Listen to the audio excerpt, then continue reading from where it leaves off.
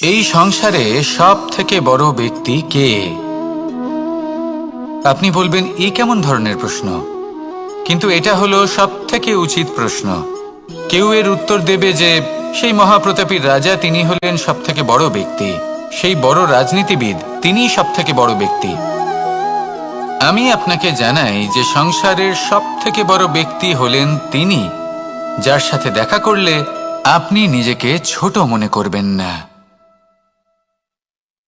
কোনো ব্যক্তি যিনি সব থেকে বেশি শক্তিশালী, আপনি যদি তার সামনে যান তাহলে উনি আপনার অন্তরের শক্তিকে বাইরে বের করে আনবে, আপনার অন্তরে লুকিয়ে থাকা শক্তিকে জাগ্রত করতে প্রেরণা প্রদান করবে। তিনি হলেন বড় ব্যক্তি, তিনি হলেন মহান ব্যক্তি। তিনি নন যিনি নিজের বল এবং ঐশ্বর্য দ্বারা আপনাকে তার সামনে ছোট প্রমাণ করবেন। এবং সেই জন্য মহাদেব আমার আরাধ্য হলেন আমার খুব প্রিয়। কারণ রাজা হোক বা ফকির, কেউ যদি ওনার সামনে যান তাহলে সে নিজেকে ছোট মনে করেন না। আপনিও যদি জীবনে অনেক বড় হতে চান তাহলে কাউকে কখনো নিজেকে ছোট মনে করতে দেবেন না। তার অন্তরে বড় হয়ে ওঠার প্রেরণা প্রদান করুন। আসুন আমার সাথে ভালোবেসে বলুন, রাধা রাধা। সূচের শেষে একটি ছিদ্র থাকে যার দ্বারা আমরা এই সুতো পরাতে পারি, আর তারপর সূচের সাহায্যে এই সুতো দিয়ে বস্ত্র সেলাই করা যায়। কিন্তু যদি সুতোটা সোজা করে ধরা না হয় তাহলে সূচে কখনো এই সুতো পরানোই সম্ভব নয়। যদি এতে কোনো গিঁট পড়ে তখন তা কখনোই এই ছিদ্র দ্বারা প্রবেশ করা সম্ভব নয়। ঠিক এইভাবেই যদি আপনি কারোর জীবনে প্রবেশ করতে চান, কারোর অন্তরে প্রবেশ করতে চান, তাহলে আপনাকেও সহজ থাকতে হবে। এতে কোনো গিঁট থাকলে চলবে না, অর্থাৎ মনে যাতে কোনো মালিন্য না থাকে, যেন কোনো কুচিন্তা না থাকে। যদি এসব থাকে তাহলে আপনি কখনো কারোর জীবনে প্রবেশ করতে পারবেন না। আর যদি কোনোভাবে আপনি প্রবেশ করেও যান তাহলে তার মনে ঘর করতে পারবেন না। নিজেকে এই সুতোর মতন করে তুলুন, সহজ। মনে যেন কোনো কুচিন্তা না থাকে, সবার প্রতি যেন সদ্ভাবনা থাকে, শুভ চিন্তা থাকে। এমনটা করতে থাকুন। এমন একটা দিন আসবে যেদিন এই সমস্ত সংসারের ব্যক্তির মনে আপনি বাস করবেন, আর তখন এই মন প্রসন্ন হয়ে বলবে, রাধা রাধা। কথায় আছে যে এমন কোনো অক্ষর নেই যার দ্বারা কোনো মন্ত্র হয় না, এমন কোনো বনস্পতি নেই যা নিজেই একটা ঔষধি নয়, পৃথিবীর এমন কোনো ব্যক্তি নেই যার মধ্যে কোনো যোগ্যতা থাকে না। শুধু প্রয়োজন হলো যে ব্যক্তিকে আমরা খুঁজে চলেছি তাকে সঠিকভাবে চিনে নেওয়া। যদি তার যোগ্যতা, তার বিশেষত্ব আমরা বুঝতেই না পারি তাহলে আর লাভ কি রইল? এই সংসারে এমন অনেক ব্যক্তি রয়েছেন যারা ছোট ছোট অসফলতার কারণে আপনাকে এটা বলে দেবে যে আপনি কোনো কাজের নন, আপনি হলেন মূর্খ, আপনি কিছুই করতে পারবেন না। এইসব কথায় কখনোই বিশ্বাস করবেন না, কারণ আপনি এবং প্রত্যেকটি জীব এই পরমাত্মা এবং এই প্রকৃতির সৃষ্টি, যা অত্যন্ত বিশেষ। যদি আপনাকে উদাহরণ দিই তাহলে একদিকে আছে তরোয়াল, একটা বড় লম্বা তরোয়াল যার দ্বারা যুদ্ধ করা যায়, জয়লাভ করা যায়। আর অন্যদিকে রয়েছে একটা ছোট্ট সূচ, কিন্তু যে কাজ একটা ছোট্ট সূচ করতে পারে তা একটা তরোয়াল দ্বারা সম্ভব নয়। এর অর্থ হলো এটাই যে প্রত্যেকটা রচনা অত্যন্ত অমূল্য এবং অত্যন্ত বিশেষ হয়। তাহলে বিশ্বাস রাখুন যে আপনি অত্যন্ত বিশেষ একজন, আর প্রেমের সাথে বলুন, রাধা রাধা। এটা হলো ধান গাছ। এর থেকে যে চাল উৎপন্ন হয় তা মানুষ গ্রহণ করেন। আর এটা কি? এ হলো জংলি ঘাস। একবার ভেবে দেখুন, যদি এই জংলি ঘাস ধান গাছের আশেপাশে থাকে তাহলে কি হবে? ধান উৎপন্ন হতে পারবে? তা উৎকৃষ্ট হতে পারবে? আমরা কি তা গ্রহণ করতে পারবো? কখনোই নয়। এই জংলি ঘাস ধানকে নষ্ট করে দেবে, কিন্তু নিজে জীবিত থাকবে। এটাই হলো আজকের শিক্ষা। এই সংসারে যদি আপনি নীতির পথে চলতে চান, উচিত কর্ম করতে চান, সংসারকে সেবা করতে চান, তাহলে জংলি ঘাসের মতো ব্যক্তিদের থেকে সবসময় দূরে থাকতে হবে। সেই ব্যক্তি যারা দুর্নীতি এবং মিথ্যা দ্বারা পরিপূর্ণ, যাদের ব্যবহার অশুভ, যাদের অনেক অশুভ গুণ রয়েছে, তারা সঠিক নয়। সেই সকল ব্যক্তি যাদের চরিত্র অত্যন্ত দুষ্ট হয়, তারা হয় শুভ চরিত্রের ব্যক্তিকে একদম নষ্ট করে দেয়, নয় নিজের মতো বানিয়ে তোলে। তাই যদি আপনি নীতির পথে চলতে চান, এই সংসারের জন্য শুভ কর্ম করতে চান, তাহলে সেই সঙ্গ লাভ করুন যে সঙ্গ জ্ঞানে পরিপূর্ণ, যাদের মধ্যে অনেক গুণ আছে, যাদের থেকে প্রতিদিন কিছু শিখতে পারবেন। এমন ব্যক্তির সাথে জীবন অতিবাহিত করুন, দুরাচারীদের থেকে দূরে থাকুন। তবেই এই মন প্রসন্ন হয়ে বলবে, রাধা রাধা। পঞ্চতত্ত্বের মধ্যে দ্বিতীয় তত্ত্ব হল ধরণী, ভূমি, যাকে আমরা ধরণী মাতা বলি। এই ধরণী ধৈর্য ধারণ করে, আর এর ওপরেই আমাদের সমগ্র সংসার নির্ভরশীল। কারণ এই ভূমি সহ্য ক্ষমতা রাখে, এর সহ্য ক্ষমতা হলো অপরিসীম। সন্তান যতই আঘাত প্রদান করুক না কেন, প্রেম পূর্বক সহ্য করে, আর তার বদলে অমূল্য রত্ন প্রদান করে। সন্তান যদি হাল চালায়, তাহলে তার বদলে তাকে অন্ন প্রদান করে। এটাই হলো ধরণী। এবার এর থেকে আমরা কি শিক্ষা পেতে পারি? এটাই যে কারোর জন্য কিছু করা বা কাউকে কিছু দেওয়া মনে কোনো কামনা ছাড়াই। আর এই কথাটা বুঝে যান, যদি কারোর জন্য কামনা না রেখে বা কোনো পাওয়ার আশা না রেখে কারোর জন্য কিছু করেন বা কারোকে কিছু দেন, যদি এটা আপনি শিখতে পারেন, তবে আপনি ভালোবাসতে শিখে গেছেন। আর সেই জন্যই এই ধরিত্রীকে মাতা বলা হয়। কারণ মাতা শুধু উনি নন যিনি গর্ভে সন্তানকে ধারণ করেন, মাতা তো উনিও যিনি জীবন বাঁচতে শেখান, যিনি জীবন বাঁচার উদাহরণ প্রদান করেন। তাহলে ধরণীর থেকে এই নিঃস্বার্থ ভাব শিখুন, নিঃস্বার্থ ভালোবাসা শিখুন, আর এই ভালোবাসার সাথেই বলুন, রাধা রাধা। এই সংসারে আমরা প্রকাশ কোথা থেকে পাই? এর উত্তর বড়ই সরল। ভোরে যখন সূর্যোদয় হয়, তখন প্রকাশের কিরণ আমাদের ঘরে এসে পৌঁছয়। এইভাবেই আমরা প্রকাশ লাভ করি। এবার এই প্রকাশের আলোতেই আমরা সারাদিনের কাজ সম্পন্ন করি। সন্ধে হয়ে যায়, সূর্যাস্তও হয়ে যায়, আর আমাদের ঘর যাতে অন্ধকার না হয় তার জন্য আমরা একটা প্রদীপ প্রজ্বলিত করি। এটাই ঘটে আমাদের জীবনেও। এবার প্রবাহমান আয়ুর সাথে আমরা আমাদের অন্তরে যদি একটা প্রদীপ প্রজ্বলিত করে নিই, তাহলে বিষয়টাই অন্যরকম হবে। এবার আপনি বলবেন, কোন প্রকাশের কথা বলছি যে আমাদের অন্তরে জাগ্রত করা সম্ভব? আমাদের আত্মার মাঝে প্রেমের প্রকাশ জাগ্রত করার কথা বলছি। কারণ আমাদের এই জীবন এও হলো দিনের আলোর মতো। আজ প্রকাশ আছে, কিন্তু কোনোদিন অবশ্যই অস্ত হবে। কিন্তু অস্ত হবার আগে যদি আমরা আমাদের আত্মার মাঝে প্রেমের এই প্রকাশ উজ্জ্বলিত করে নিই, তাহলে আমাদের সন্ধ্যাকালও আমরা আনন্দে এবং প্রেমে যাপন করব। তাহলে আসুন আর আমার সাথে ভালোবেসে বলুন, রাধা রাধা। সূর্যের প্রকাশ অন্ধকারকে দূর করে দেওয়া সেই মহানায়ক। এই সূর্যের প্রকাশ যখন পৃথিবীতে এসে পৌঁছয়, কি হয়? এই পৃথিবী জেগে ওঠে, প্রত্যেক প্রাণী জেগে ওঠে, মানুষ জেগে ওঠে, নিজের কর্ম করেন, জীবন যাপন করেন। এই ঘুমের মৃতপ্রায় স্থিতি কাটিয়ে উঠে জীবন যাপন করতে শেখেন। এটাই হলো প্রভাব সূর্যের প্রকাশের।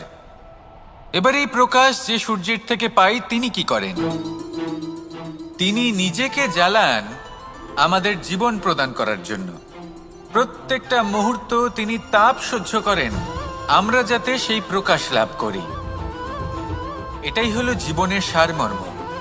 যদি আপনিও এই সংসারে প্রকাশ ছড়িয়ে দিতে চান, তাহলে আপনাকেও তপ্ত হতে হবে, নিজে জ্বলতে হবে, সেই কর্ম করতে হবে যেটা কঠিন হতে পারে কিন্তু আসলে শ্রেষ্ঠ।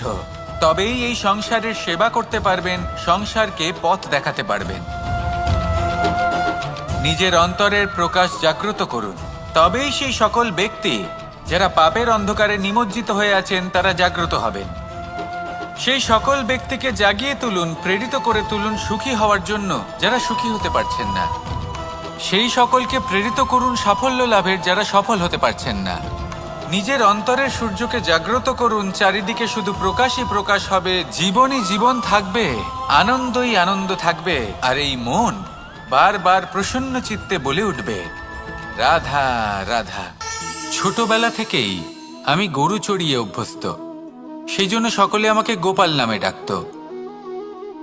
কিন্তু গোপাল হয়ে আমি একটা অমূল্য শিক্ষা লাভ করেছি।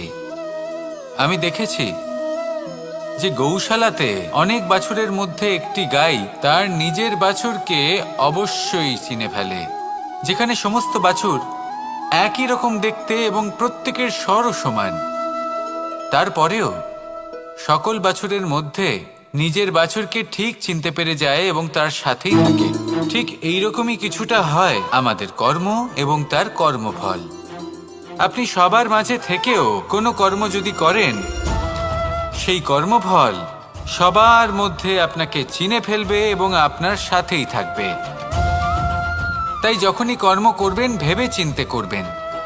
কোনো কর্ম করার আগে একবার ভেবে দেখুন, তাহলে জীবনে বারংবার অনুতপ্ত হতে হবে না। কারণ বিষয়টা কিছুটা এরকম যে এই সংসারে আপনি কাল, কর্মফল এবং সময়, এই তিনের হাত থেকে কখনো লুকোতে পারবেন না, কখনো পালাতেও পারবেন না। আসুন আমার সাথে ভালোবেসে বলুন, রাধা রাধা। আভূষণ, কার না ভালো লাগে এই আভূষণ? আমরা পরিশ্রম করি, ধন অর্জন করি, আর আভূষণ কিনে থাকি, কখনো নিজের জন্য, কখনো বা তাদের জন্য যাকে আমরা ভালোবাসি, বা তাদের জন্য যাকে আমরা সম্মান করি। হয়তো সেই জন্যই সীতা চূড়ামণি ধারণ করেছিলেন এবং আমি সামন্তকমণি। কিন্তু এটাই কি সেই প্রকৃত আভূষণ যা আপনার মূল্য বৃদ্ধি করে? না। শ্রীরামের আভূষণ হলো ওনার নম্র ভদ্র ব্যবহার। মাতা সীতার আভূষণ হলো ওনার সততা, ওনার নিষ্ঠা, ওনার ত্যাগ। অর্জুনের আভূষণ ছিল ওনার একাগ্রতা। রাধার আভূষণ ওনার প্রেম। এই আভূষণ কোথাও নেই, আপনার মনে আছে। যদি আপনার মনে মিষ্টতা থাকে, তা শান্ত হয়, তাতে সততা থাকে, নিষ্ঠা থাকে এবং প্রেম থাকে, তাহলে আপনার অন্য আর কোনো আভূষণের কোনো প্রয়োজন নেই। আপনি যতই ভিড়ের মাঝে থাকুন, আপনার ঔজ্জ্বল্য চোখে পড়বে। আসুন আর আমার সাথে ভালোবেসে বলুন, রাধা রাধা। প্রেমের পরিভাষা আসলে কি? ভিন্ন ভিন্ন ধরনের ব্যক্তি, ভিন্ন ভিন্ন ধরনের প্রেমী, আলোচক বিভিন্ন ধরনের পরিভাষা প্রদান করেন এই প্রেম নিয়ে। কিন্তু প্রত্যেকের মনেই কখনো কখনো এই প্রশ্ন এসেছে, এই ভালোবাসা আসলে কি? নিজের প্রিয়তমকে জয় করাই কি প্রেম? চার হাত এক হয়ে যাবার নামই কি প্রেম? নিজের আবেগ ব্যক্ত করাই কি ভালোবাসা? না। প্রেমের অর্থ কাউকে লাভ করা নয়, বরং তার মাঝে বিলীন হয়ে যাওয়া। যদি কারোর হাত ধরে থাকি, তাহলে আজীবন তার সাথে পথ চলা হলো প্রেম। প্রেম শুধুমাত্র সেটা নয় যা প্রেমী আর প্রেমিকার কেশদামে মালা বেঁধে দেয়। মাতা পিতার জন্য দিনরাত পরিশ্রম করা, নিজের পরিবারের জন্য দিনরাত পরিশ্রম করা, সেটাও প্রেম।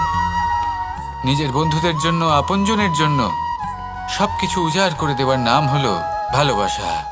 নিজের মাতৃভূমির জন্য সাহসের সাথে লড়াই করা এবং আনন্দে নিজের জীবন ত্যাগ করে দেওয়াও কিন্তু প্রেমের নামান্তর। সেই জন্য যারা বুদ্ধিমান ব্যক্তি, তারা কখনো প্রেমের পরিভাষা খুঁজতে চান না, কারণ তারা জানেন যে এই প্রেম কতটা বিশাল। তারা জানেন যে এই প্রেম হলো এক বিশাল সাগর, যাকে নিজের মুঠোয় ধরে রাখা যায় না। সেই জন্য এই প্রেমের সাগরে ডুবে যান এবং সকলকে ভালোবাসতে শিখুন। যদি সবাইকে ভালোবাসতে পারেন, তাহলে তাদেরও কল্যাণ হবে যারা আপনাকে ভালোবাসে, তাদেরও কল্যাণ হবে যাদেরকে আপনি ভালোবাসেন, আর আপনারও কল্যাণ হবে। আর তখন এই মন ভালোবেসে বলবে, রাধা রাধা। হাস্য, হাসি জীবনে অত্যন্ত মূল্যবান হয়। কথায় আছে যে হাসি এবং হাস্য আমাদের জীবনে ওষুধের মতো কাজ করে, আমাদের সুস্থ রাখে, আমাদের জীবনের অনুভূতিগুলিকে আরো সুন্দর করে তোলে। কিন্তু প্রত্যেক ওষুধের মতোই এর সাথেও এটাই হয়। প্রত্যেক ওষুধ সঠিক সময়ে, সঠিক মাত্রায়, সঠিকভাবে গ্রহণ করতে হয়। যদি এরকম না হয় তাহলে এই ঔষধও শরীরের ক্ষতি করে দিতে পারে। এবার আপনি ভাবতে পারেন হাসি থেকে কিভাবে ক্ষতি হতে পারে। আপনি যদি অন্য কারোর উপরে হাসেন তাহলে হয়তো তার মনে কষ্ট হতে পারে, তার অন্তরের মিত্র হয়তো শেষ হয়ে যেতে পারে, আর অন্তরের শত্রু জেগে উঠতে পারে। কিন্তু এটাই যদি আমরা সকলকে সাথে এনে সকলের সাথে হাসি, তাহলে হয়তো আমাদের অন্তরের এই হৃদয়ের ভেতরে লুকিয়ে থাকা যে শত্রু তা শেষ হয়ে যেতে পারে, আর অন্তরের বন্ধুসত্তা প্রকাশিত হতে পারে। ঠিক কি না? এবার আপনাকে উদাহরণ দিই। যখন দ্রৌপদী দুর্যোধনকে নিয়ে হেসেছিল তখন তা মহাভারতের সৃষ্টির কারণ হয়েছিল। কিন্তু সেইখানেই যখন পার্থ আর মাধব একসাথে বসে মৃদুমন্দ হাসতেন তখন ধর্ম স্থাপন করা হয়েছিল। তা আপনি কি চান? কাউকে নিয়ে হেসে তাকে আঘাত করতে চান, নাকি সকলকে একসাথে এনে তাদের হাসিয়ে তুলে ধনাত্মক প্রভাব ফেলতে চান? সিদ্ধান্ত আপনার। আসুন আর আমার সাথে ভালোবেসে বলুন রাধা রাধা। মাঝে মাঝে কিছু মুহূর্তের জন্য চোখ বন্ধ করে ধ্যানের বেদিতে বসে ধ্যান করতে চেষ্টা করুন, আর বোঝার চেষ্টা করুন যে আমরা সর্বপ্রথম কি দেখতে পাচ্ছি, কি অনুভব করছি। আপনি দেখতে পাবেন সবার আগে আপনার চোখের সামনে আপনার দুষ্কর্মগুলিকে, আপনার লুকিয়ে থাকা ক্রোধ, অন্তরের যন্ত্রণা, ভয়, নিরাশা, এই সব কিছুই সবার আগে দেখতে পাবেন আপনি। আর এই সব কিছুই আমাদের দুঃখের কারণ হয়ে ওঠে। এই সব কিছুর সারমর্ম কি? সারমর্ম শুধু একটাই, সেটা হলো এই যে আমাদের এই মন তা কিন্তু দুষ্কর্ম পছন্দই করে না। আমাদের এই মন একটা সুখময় জীবন যাপন করতে চায়, সৎকর্ম করতে চায়। তাই এটাই করুন, শুভ চিন্তা করুন, শুভ কর্ম করুন, ইতিবাচক মনোভাব নিয়ে জীবনে অগ্রসর হন। তারপর চোখ বন্ধ করে অন্তরে দেখতে থাকুন। দুঃখের আভাসই পাবেন না। এই মন প্রসন্নতা এবং প্রেমের দ্বারা পূর্ণ হবে এবং বারবার বলে উঠবে রাধা রাধা। মানুষ তার জীবনে দুই ধরনের পরিস্থিতিকে খুব ভয় পায়। এক, কোনো কারণবশত কারোর সামনে নত হওয়া। দুই, কোনো কারণে নিজের চরিত্র থেকে, নিজের মূল্যবোধ থেকে বিচ্যুত হওয়া। এবার কেন হয় এরকম যে কথায় কথায় কারোর সামনে নত হতে হয়? কেন বারংবার নিজের চরিত্র থেকে চ্যুত হতে হয়? এরকম কেন হয়? এটা তখনই হয় যখন আমাদের শিক্ষা এবং মূল্যবোধের অভাব থাকে। যদি মানুষের মধ্যে প্রকৃত শিক্ষা থাকে তাহলে এই সংসারে কোনো সময় এবং কারোর সামনেই নত হওয়ার কোনো প্রয়োজন নেই। যদি মানুষের মধ্যে মূল্যবোধ থাকে তাহলে তাকে নিজের মূল্যবোধ বা চরিত্র থেকে বিচ্যুত হতে হয় না, তা সে যাই হয়ে যাক না কেন।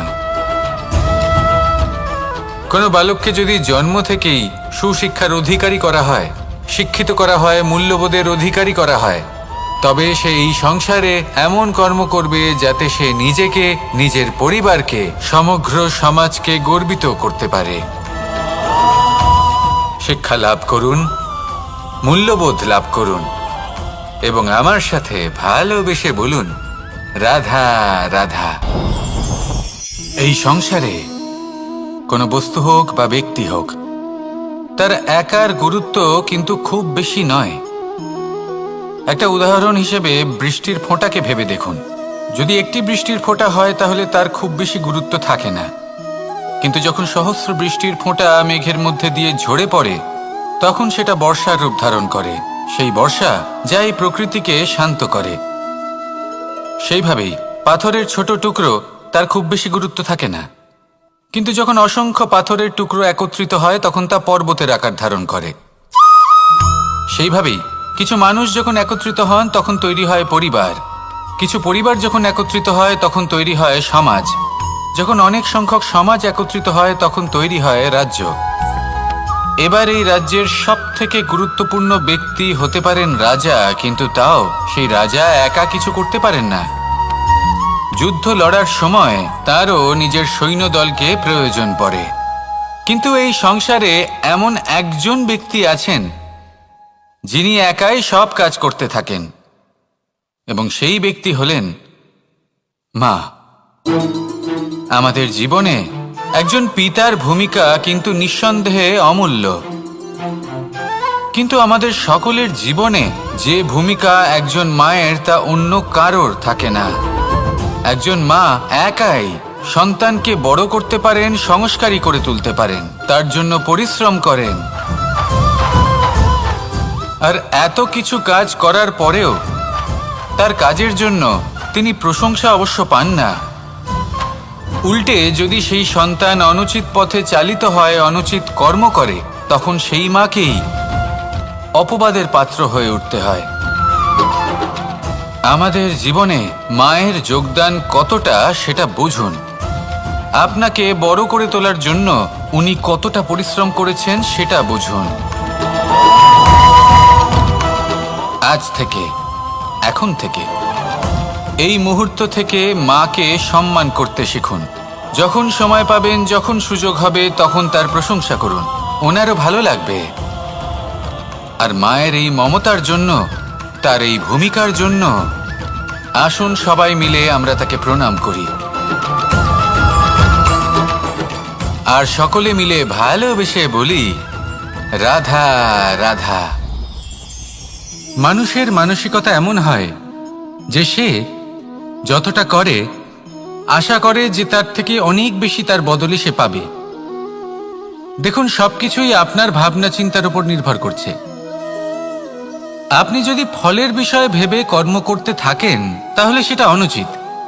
জীবনের আসল আনন্দ হলো নিজের কর্ম করতে থাকা, ফলের চিন্তা করা উচিত নয়। যদি আপনি এরকম ভাবেন যে আমি এতটা করছি, আমার এতটা পাওয়া উচিত, সেই ভাবনা অনুচিত। যদি আপনি সেবার মানসিকতা নিয়ে কর্ম করতে থাকেন, কর্মচক্রে প্রবাহিত হন, যদি আপনি এমন ভাবনা রাখেন যে আমি এতটা পাচ্ছি তাই এর থেকে অনেক বেশি আমি কর্ম করব, তাহলে নিশ্চিতরূপে আপনি যতটা করছেন তার থেকে অনেক বেশি আপনি পাবেন, আপনার আশার থেকে অনেক বেশি আপনি পাবেন। শুধু জীবনে অনেক বেশি কাজ করতে থাকুন, ফলের চিন্তা করবেন না। আর মনে রাখবেন, এই ভাবনাই সব থেকে বড় বীজ। কর্মের উপর বিশ্বাস রাখুন, জীবনে যা যা আপনি চান সবই সুখময় হবে। আসুন আর আমার সাথে ভালোবেসে বলুন রাধা রাধা। আপনি কখনো পর্বতের শিখরে উঠেছেন? আপনি দেখতে পাবেন পর্বতের পদতলে প্রচুর সুন্দর ফুল রয়েছে, সবুজ বনানী রয়েছে। যত আপনি ওপরে উঠতে থাকবেন তত ফুল কমতে থাকবে, সবুজ বনানী কমতে থাকবে।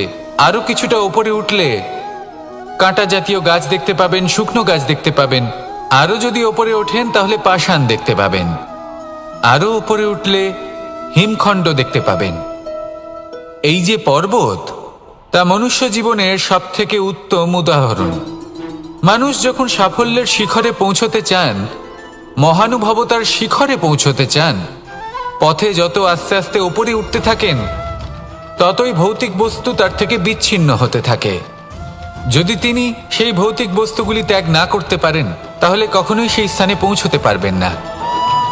আর মানুষ যদি উচিত ত্যাগ করতে পারেন, পথে অগ্রসর হতে থাকেন, এগোতে থাকেন, তাহলে একদিন না একদিন তিনি মহানুভবতার, জ্ঞানের, সাফল্যের হিমের স্বাদ অবশ্যই লাভ করবেন।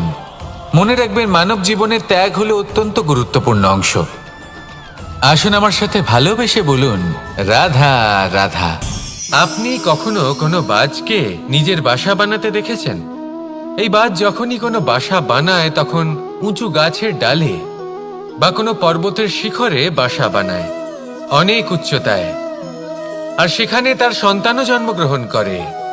যখন এই সন্তানেরা জন্মায় তখন এই বাজ খুবই ভালোবেসে এবং খুব সাবধানে এদের পালন পোষণ করে। নিজের ঠোঁট দিয়ে তাদের ঠোঁটে খাবার পরিবেশন করে। কিন্তু যেই সেই সন্তানেরা হৃষ্টপুষ্ট হয়ে যায় এবং সেই কথা বাজ নিজে বুঝতে পেরে যায়, সেই বাজ নিজেই সেই বাসা ছিন্ন ভিন্ন করে দেয়। সেই সন্তান যাদের সবেমাত্র ডানা গজিয়েছে, কিভাবে উড়তে হয় তারা জানে না, সেই সন্তানগুলিকে উচ্চতা থেকে ঠেলে দেয়। সেই সন্তান প্রথমে ভয়ভীত হয়ে যায়।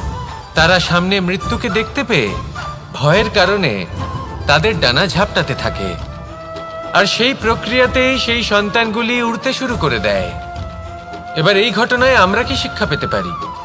এটাই, যদি আপনি মাতা পিতা হন তাহলে নিজের সন্তানকে অবশ্যই স্নেহ করুন, কিন্তু তাদেরকে নিজের আঁচলের তলায় বেঁধে রাখবেন না। যদি আপনি চান আপনার সন্তান জীবনে উন্নতি করুক, তাহলে নিজের মুঠো থেকে তাদের স্বতন্ত্র করে দিন। এই সংসারে সংঘর্ষ করতে দিন। সেই সন্তান নিজেই বুঝতে পারবে যে জন্মের সময় পাওয়া ডানা কি করে ব্যবহার করতে হয়। আর আপনার চোখের সামনে আপনার সন্তান এই আকাশে উড়তে থাকবে। তাহলে আসুন আমার সাথে ভালোবেসে বলুন, রাধা রাধা। এই সংসারে সব থেকে বড় ব্যক্তি কে? আপনি বলবেন এই কেমন ধরনের প্রশ্ন, কিন্তু এটা হলো সব থেকে উচিত প্রশ্ন। কেউ এর উত্তর দেবে যে সেই মহাপ্রতাপী রাজা, তিনি হলেন সব থেকে বড় ব্যক্তি, সেই বড় রাজনীতিবিদ, তিনিই সব থেকে বড় ব্যক্তি। আমি আপনাকে জানাই যে সংসারের সব থেকে বড় ব্যক্তি হলেন তিনি, যার সাথে দেখা করলে আপনি নিজেকে ছোট মনে করবেন না। কোনো ব্যক্তি যিনি সব থেকে বেশি শক্তিশালী, আপনি যদি তার সামনে যান তাহলে উনি আপনার অন্তরের শক্তিকে বাইরে বের করে আনবে। আপনার অন্তরে লুকিয়ে থাকা শক্তিকে জাগ্রত করতে প্রেরণা প্রদান করবে। তিনি হলেন বড় ব্যক্তি, তিনি হলেন মহান ব্যক্তি। তিনি নন যিনি নিজের বল এবং ঐশ্বর্য দ্বারা আপনাকে তার সামনে ছোট প্রমাণ করবেন। এবং সেই জন্য মহাদেব আমার আরাধ্য হলেন আমার খুব প্রিয়। কারণ রাজা হোক বা ফকির, কেউ যদি ওনার সামনে যান তাহলে সে নিজেকে ছোট মনে করেন না। আপনিও যদি জীবনে অনেক বড় হতে চান তাহলে কাউকে কখনো নিজেকে ছোট মনে করতে দেবেন না। তার অন্তরে বড় হয়ে ওঠার প্রেরণা প্রদান করুন। আসুন আমার সাথে ভালোবেসে বলুন, রাধা রাধা। সূচের শেষে একটি ছিদ্র থাকে যার দ্বারা আমরা এই সুতো পরাতে পারি, আর তারপর সূচের সাহায্যে এই সুতো দিয়ে বস্ত্র সেলাই করা যায়। কিন্তু যদি সুতোটা সোজা করে ধরা না হয় তাহলে সূচে কখনো এই সুতো পরানোই সম্ভব নয়। যদি এতে কোনো গিঁট পড়ে তখন তা কখনোই এই ছিদ্র দ্বারা প্রবেশ করা সম্ভব নয়। ঠিক এইভাবেই যদি আপনি কারোর জীবনে প্রবেশ করতে চান, কারোর অন্তরে প্রবেশ করতে চান, তাহলে আপনাকেও সহজ থাকতে হবে। এতে কোনো গিঁট থাকলে চলবে না, অর্থাৎ মনে যাতে কোনো মালিন্য না থাকে, যেন কোনো কুচিন্তা না থাকে। যদি এসব থাকে তাহলে আপনি কখনো কারোর জীবনে প্রবেশ করতে পারবেন না। আর যদি কোনোভাবে আপনি প্রবেশ করেও যান তাহলে তার মনে ঘর করতে পারবেন না। নিজেকে এই সুতোর মতন করে তুলুন, সহজ। মনে যেন কোনো কুচিন্তা না থাকে, সবার প্রতি যেন সদ্ভাবনা থাকে, শুভ চিন্তা থাকে। এমনটা করতে থাকুন। এমন একটা দিন আসবে যেদিন এই সমস্ত সংসারের ব্যক্তির মনে আপনি বাস করবেন, আর তখন এই মন প্রসন্ন হয়ে বলবে, রাধা রাধা। কথায় আছে যে এমন কোনো অক্ষর নেই যার দ্বারা কোনো মন্ত্র হয় না, এমন কোনো বনস্পতি নেই যা নিজেই একটা ঔষধি নয়, পৃথিবীর এমন কোনো ব্যক্তি নেই যার মধ্যে কোনো যোগ্যতা থাকে না। শুধু প্রয়োজন হলো যে ব্যক্তিকে আমরা খুঁজে চলেছি তাকে সঠিকভাবে চিনে নেওয়া। যদি তার যোগ্যতা, তার বিশেষত্ব আমরা বুঝতেই না পারি তাহলে আর লাভ কি রইল? এই সংসারে এমন অনেক ব্যক্তি রয়েছেন যারা ছোট ছোট অসফলতার কারণে আপনাকে এটা বলে দেবে যে আপনি কোনো কাজের নন, আপনি হলেন মূর্খ, আপনি কিছুই করতে পারবেন না। এইসব কথায় কখনোই বিশ্বাস করবেন না, কারণ আপনি এবং প্রত্যেকটি জীব এই পরমাত্মা এবং এই প্রকৃতির সৃষ্টি, যা অত্যন্ত বিশেষ। যদি আপনাকে উদাহরণ দিই তাহলে একদিকে আছে তরোয়াল, একটা বড় লম্বা তরোয়াল, যার দ্বারা যুদ্ধ করা যায়, জয়লাভ করা যায়। আর অন্যদিকে রয়েছে একটা ছোট্ট সূঁচ, কিন্তু যে কাজ একটা ছোট্ট সূঁচ করতে পারে তা একটা তরোয়াল দ্বারা সম্ভব নয়। এর অর্থ হলো এটাই যে প্রত্যেকটা রচনা অত্যন্ত অমূল্য এবং অত্যন্ত বিশেষ হয়। তাহলে বিশ্বাস রাখুন যে আপনি অত্যন্ত বিশেষ একজন, আর প্রেমের সাথে বলুন রাধা রাধা। এটা হলো ধান গাছ। এর থেকে যে চাল উৎপন্ন হয় তা মানুষ গ্রহণ করেন। আর এটা কি? এ হলো জংলি ঘাস। একবার ভেবে দেখুন, যদি এই জংলি ঘাস ধান গাছের আশেপাশে থাকে তাহলে কি হবে? ধান উৎপন্ন হতে পারবে? তা উৎকৃষ্ট হতে পারবে? আমরা কি তা গ্রহণ করতে পারবো? কখনোই নয়। এই জংলি ঘাস ধানকে নষ্ট করে দেবে, কিন্তু নিজে জীবিত থাকবে। এটাই হলো আজকের শিক্ষা।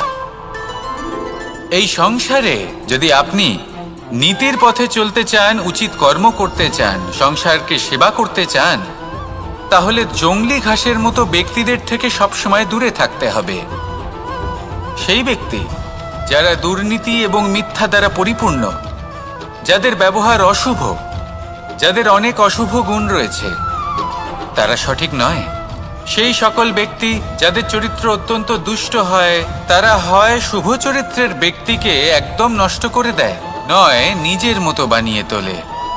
তাই যদি আপনি নীতির পথে চলতে চান, এই সংসারের জন্য শুভ কর্ম করতে চান, তাহলে সেই সঙ্গ লাভ করুন যে সঙ্গ জ্ঞানে পরিপূর্ণ, যাদের মধ্যে অনেক গুণ আছে, যাদের থেকে প্রতিদিন কিছু শিখতে পারবেন। এমন ব্যক্তির সাথে জীবন অতিবাহিত করুন। দুরাচারীদের থেকে দূরে থাকুন। তবেই এই মন প্রসন্ন হয়ে বলবে রাধা রাধা। পঞ্চতত্ত্বের মধ্যে দ্বিতীয় তত্ত্ব হল ধরণী, ভূমি, যাকে আমরা ধরণী মাতা বলি। এই ধরণী ধৈর্য ধারণ করে, আর এর ওপরেই আমাদের সমগ্র সংসার নির্ভরশীল। কারণ এই ভূমি সহ্য ক্ষমতা রাখে।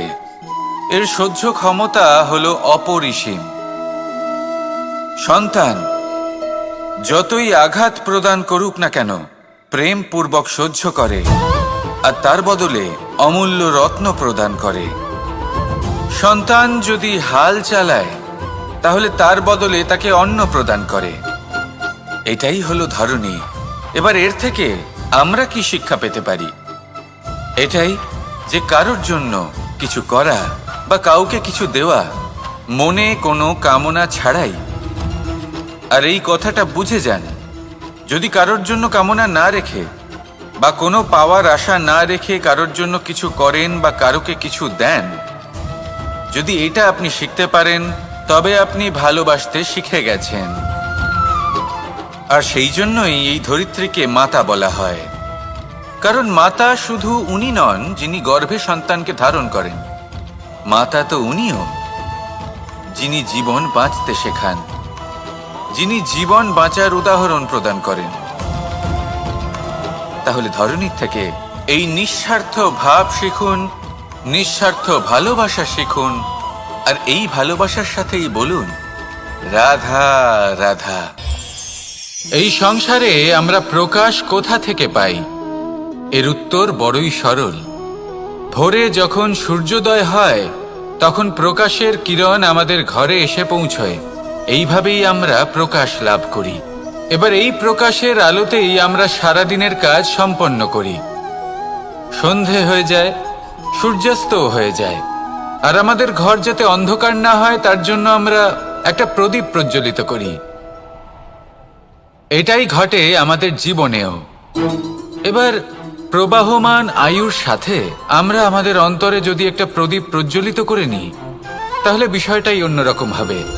এবার আপনি বলবেন কোন প্রকাশের কথা বলছি যে আমাদের অন্তরে জাগ্রত করা সম্ভব? আমাদের আত্মার মাঝে প্রেমের প্রকাশ জাগ্রত করার কথা বলছি, কারণ আমাদের এই জীবন এও হলো দিনের আলোর মতো। আজ প্রকাশ আছে, কিন্তু কোনোদিন অবশ্যই অস্ত হবে। কিন্তু অস্ত হবার আগে যদি আমরা আমাদের আত্মার মাঝে প্রেমের এই প্রকাশ উজ্জ্বলিত করে নিই, তাহলে আমাদের সন্ধ্যাকালও আমরা আনন্দে এবং প্রেমে যাপন করব।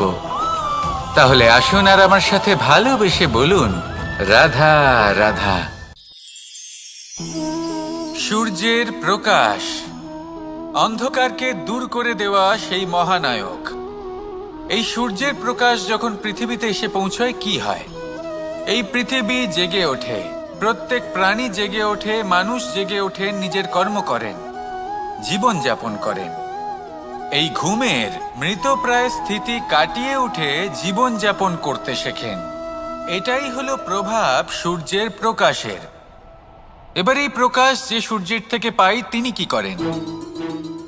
তিনি নিজেকে জ্বালান আমাদের জীবন প্রদান করার জন্য।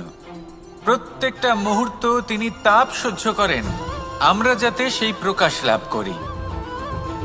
এটাই হলো জীবনের সারমর্ম। যদি আপনিও এই সংসারে প্রকাশ ছড়িয়ে দিতে চান, তাহলে আপনাকেও তপ্ত হতে হবে, নিজে জ্বলতে হবে, সেই কর্ম করতে হবে যেটা কঠিন হতে পারে কিন্তু আসলে শ্রেষ্ঠ।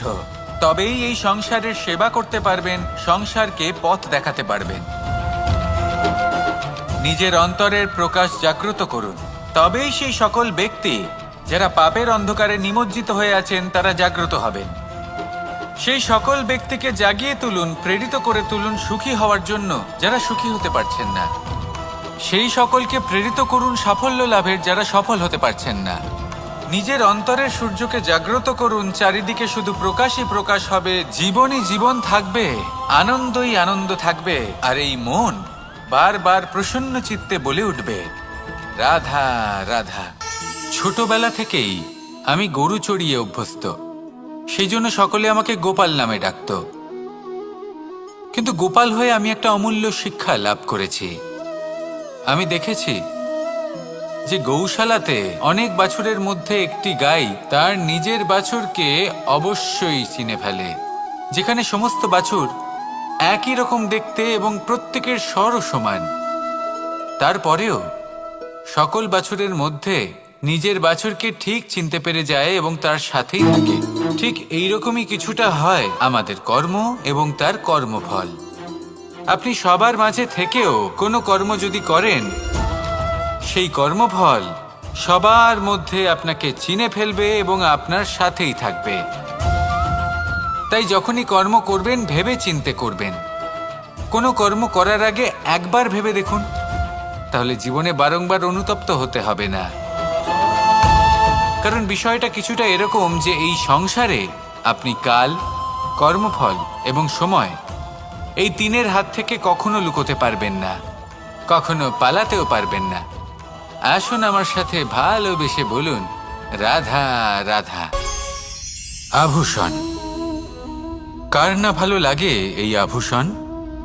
আমরা পরিশ্রম করি, ধন অর্জন করি আর আভূষণ কিনে থাকি, কখনো নিজের জন্য, কখনো বা তাদের জন্য যাকে আমরা ভালোবাসি, বা তাদের জন্য যাকে আমরা সম্মান করি। হয়তো সেই জন্যই সীতা চূড়ামণি ধারণ করেছিলেন এবং আমি সামন্তকমণি। কিন্তু এটাই কি সেই প্রকৃত আভূষণ যা আপনার মূল্য বৃদ্ধি করে? না। শ্রীরামের আভূষণ হলো ওনার নম্র ভদ্র ব্যবহার। মাতা সীতার আভূষণ হলো ওনার সততা, ওনার নিষ্ঠা, ওনার ত্যাগ। অর্জুনের আভূষণ ছিল ওনার একাগ্রতা। রাধার আভূষণ ওনার প্রেম। এই আভূষণ কোথাও নেই, আপনার মনে আছে। যদি আপনার মনে মিষ্টতা থাকে, তা শান্ত হয়, তাতে সততা থাকে, নিষ্ঠা থাকে এবং প্রেম থাকে, তাহলে আপনার অন্য আর কোনো আভূষণের কোনো প্রয়োজন নেই। আপনি যতই ভিড়ের মাঝে থাকুন, আপনার ঔজ্জ্বল্য চোখে পড়বে। আসুন আর আমার সাথে ভালোবেসে বলুন, রাধা রাধা। জীবনে অনেক সময় আমরা এটা দেখে থাকি যে আগামী প্রজন্ম সেই কাজটি করে যেটা তার পূর্ববর্তী প্রজন্ম করে গেছেন। একটা উদাহরণ দিই। তাহলে দেখুন, একদিকে আছে মাতা পিতা যারা আজীবন সংঘর্ষ করেছেন ধন অর্জন করার জন্য। তারপর তারই সন্তান তার সাথেই লড়াই করে তার থেকে সমস্ত সম্পত্তি ছিনিয়ে নিল। তারপরে যত সময় অতিবাহিত হয় সেই সন্তানের সাথেও সেই একই ক্রিয়া ঘটতে থাকে। তার সন্তান তার সমস্ত সম্পত্তি ছিনিয়ে নেয়। তাহলে এমন কি সঞ্চয় করবেন যা পরবর্তী প্রজন্মকে দিয়ে যেতে পারেন, সেই বিষয়ে ভাবুন। ভেবে দেখুন, এই যে ধন সঞ্চয় আপনি করছেন, এর আসলে লাভ কি? অবশ্যই আবশ্যক, কিন্তু এটাই কি শুধু সবথেকে গুরুত্বপূর্ণ বিষয়, যেখানে আপনি জানেন যে আপনি এই সম্পত্তি ভোগ করতে পারবেন না, কারণ এই সমস্ত সম্পত্তি আপনাকে পরবর্তী প্রজন্মের হাতে সঁপে দিতে হবে। তাহলে ধন সঞ্চয় করুন, কিন্তু এমন একটা সম্পত্তি কেন সঞ্চয় করা উচিত নয় যার উপভোগও আপনি করতে পারবেন, পরবর্তী প্রজন্মকেও দিয়ে যেতে পারবেন, আর মতভেদও হবে না। এমন সম্পত্তি আছে, আর এই সম্পত্তি হলো প্রেম। যদি আপনার মনে কোনো কিছু সঞ্চয় করার বাসনা জেগে ওঠে, তাহলে প্রেম সঞ্চয় করুন। সেটা পরবর্তী প্রজন্মও পাবে এবং সেই প্রজন্ম ভবিষ্যতে ভালোবাসা ছড়াতে থাকবে। আর তখন এই মন সুপ্রসন্ন হয়ে বলবে, রাধা রাধা। মানুষ ভাবেন যে ধন অর্জন করা হলো অত্যন্ত গুরুত্বপূর্ণ। তিনি আজীবন ধন অর্জন করতে থাকেন, ধন অর্জন করার চেষ্টা করতে থাকেন। সে যাই হয়ে যাক না কেন, পরিশ্রম করতে থাকেন। স্বাস্থ্যের দিকে নজর দেন না, না উচিত সময় খাবার খান, না উচিত সময় ঘুমোতে যান, না পর্যাপ্ত সময় পর্যন্ত ঘুমন, কিছুই না। ধন অর্জন করতেই থাকেন, করতেই থাকেন। আর কিছু সময় পরে যখন তিনি অসংখ্য ধন লাভ করে ফেলেন, তখন তার সাথে ওনার শরীরে অনেক রোগ বাসা বাঁধে। এইসব রোগের উপচার করতে করতে সেই সমস্ত ধন যা উনি অর্জন করেছেন তা তিনি ব্যয় করে ফেলেন। শেষ পর্যন্ত কি হয়? আমরা যেভাবে এসেছি ঠিক সেইভাবেই ফিরে যাই, ধন এখানেই থেকে যায়। দেখুন, একটা অত্যন্ত গুরুত্বপূর্ণ কথা রয়েছে যে আপনার বোঝা উচিত। এই যে ধন, তার ব্যবহার করুন জীবনকে আরো ভালো করে তোলার জন্য।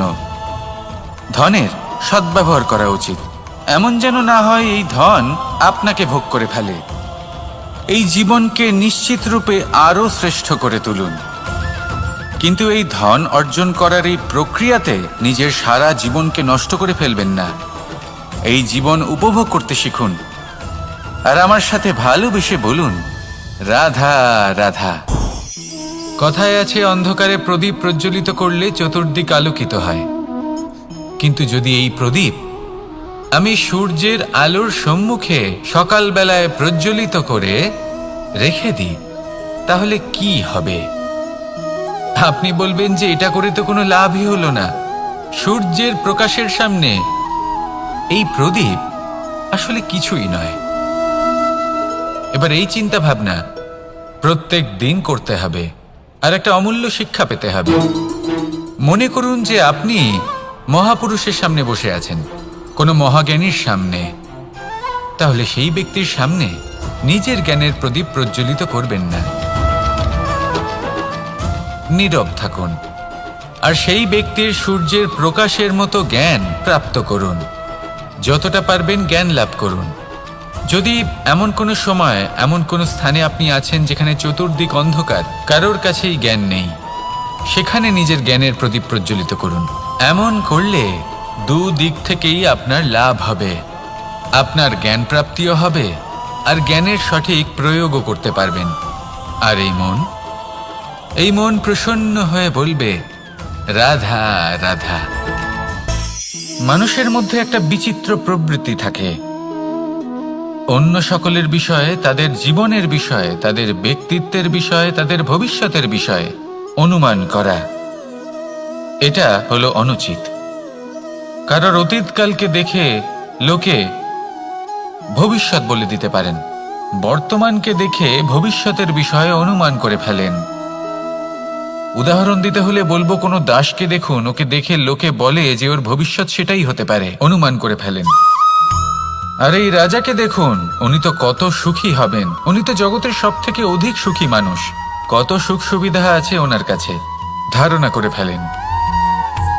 তবে সত্য তো এটাই যে কারোর ব্যক্তিত্বের বিষয়ে, তাদের ভবিষ্যতের বিষয়ে আপনি পূর্ণ সত্য কখনোই বলতে পারবেন না, শুধু অনুমান করতে পারবেন।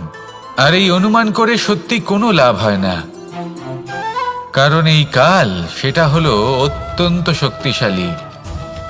কালো থেকে কালোতর কয়লাকেও হীরেতে পরিণত করতে পারে। অনেক বড় বড় রাজাকেও বিদূষক বানিয়ে ফেলতে পারে এক মুহূর্তেই। তাহলে আপনি অনুমান করে কি লাভ? কি পেলেন অনুমান করে? সেই জন্য কারোর বিষয়ে কোনো অনুমান করবেন না, তার ভবিষ্যতের বিষয়ে অনুমান করতে যাবেন না, কারোর বিষয়ে কোনো ধারণা করে নেবেন না। কিছু করতে হলে ভালোবাসুন, সবার মধ্যে ভালোবাসা ছড়ান, সবার মধ্যে ধন্যাত্মক ভাব ছড়ান।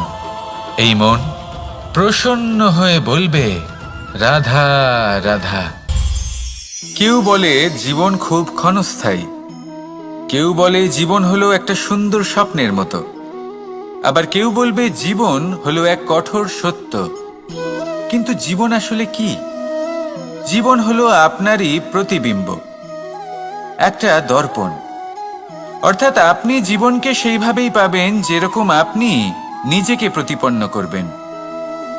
যদি আপনি দর্পণের দিকে তাকিয়ে হাসেন, তাহলে আপনি সামনে হাসি মুখী দেখতে পাবেন। এবার যদি আপনি গম্ভীর হয়ে থাকেন, তাহলে আপনি একজন রুষ্ট ব্যক্তি দেখতে পাবেন। শেষে সবথেকে বেশি গুরুত্বপূর্ণ হলো আপনার চেষ্টা। আপনাকে সবসময় চেষ্টা করতে হবে যাতে আপনি নিজেকে প্রসন্ন এবং ইতিবাচক মনোভাবে রাখেন। এটা হলো আপনারই উত্তরদায়িত্ব, তাকে পালন করুন। এই মনকে প্রসন্ন রাখুন, এই সংসারকে সুন্দর বলে মনে হবে। আর এই মন প্রসন্ন হয়ে বলবে রাধা রাধা।